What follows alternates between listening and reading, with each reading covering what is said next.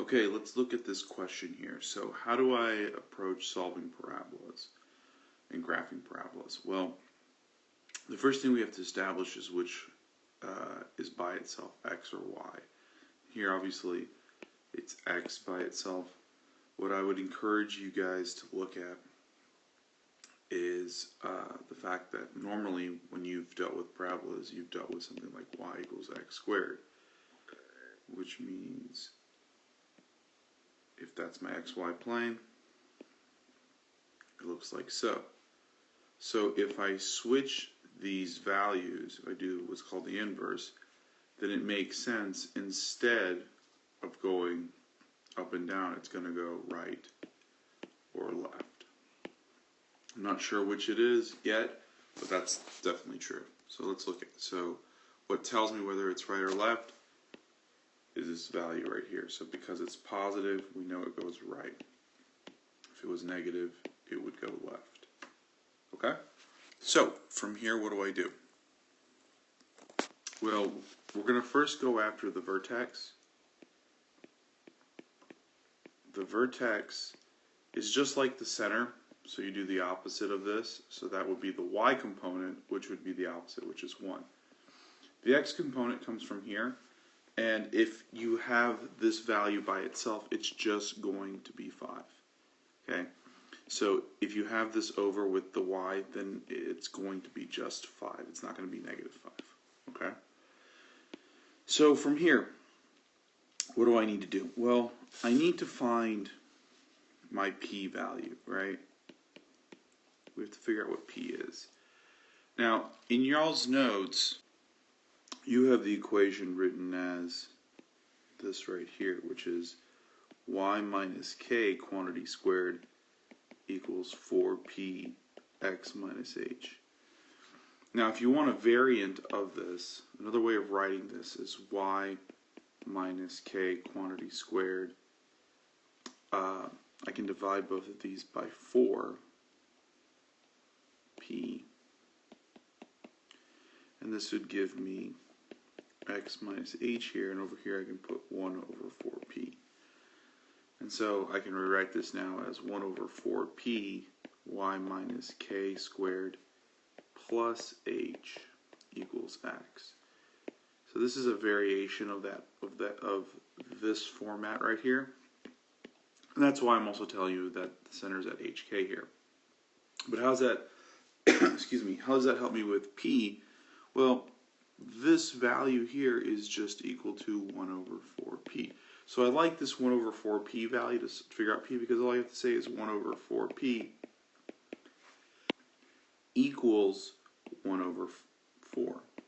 So there's a little trick, there's one wonderful little trick in math that we can say if 1 equals 1, then 4p equals 4. So 4p equals 4, so p is 1. So now I know my p value is 1. Okay, so we got the vertex to be 5, 1.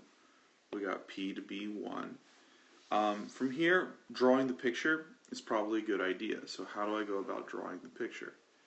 So let's say this is my graph right here. Let's see if I can draw. Let's try that again.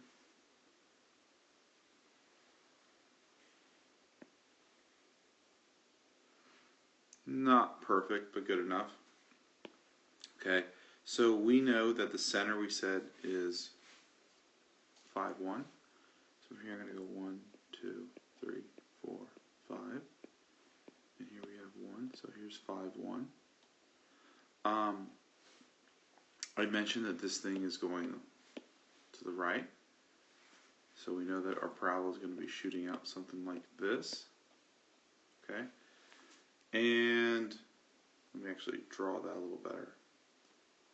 So we have a parabola that goes something like this, something like this. So this is just a sketch right now. Okay. We also know that p is 1. So I know from here, if I go 1 to the right, this is where the focus is going to lie. So the focus, clearly, we can now say that the focus is at 6, 1, right? So it depends on what the shape is, but the focus is always inside, and it's 1, the distance of p away from the vertex. Okay, in this case, P being 1. So there's my focus. The directrix is 1, but in the opposite direction. So the directrix is going to be 1 in this direction. Directrix is a line. And it also is a distance of P away, but in the opposite direction of the focus. Okay, so that's 1. Now what is this equation going to be? This equation is going to be based off of what I have here, right? I'm sorry. The equation is going to be based off of this. So if you have, whichever one has just a degree of 1 or an exponent of 1, that's the equation you're going to use. So this equation is going to be x equals 4, because this value right here is 4. Let's go 4. That's clear. Okay? So we have the directrix, we have the parabola, we have f. Now we're going to do the axis of symmetry. The axis of symmetry is the line that cuts the parabola in half. So that's going to be this one that comes down here. And that is always going to be this value here equal to 0. So that's going to be y minus 1 equals 0, or y equals 1. And if you look here, you can clearly see that this line here is crossing at 1. So the equation is going to be y equals 1. Okay? Last thing we have is the focal chord. And your notes make the argument that the focal chord is a distance of 2p here and 2p here. Okay? So if I go 2p up, it should be right here.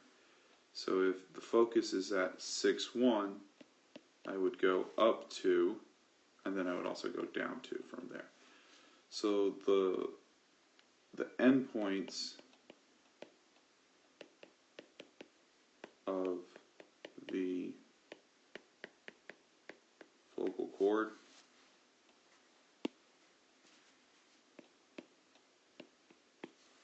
are going to be, what did I say?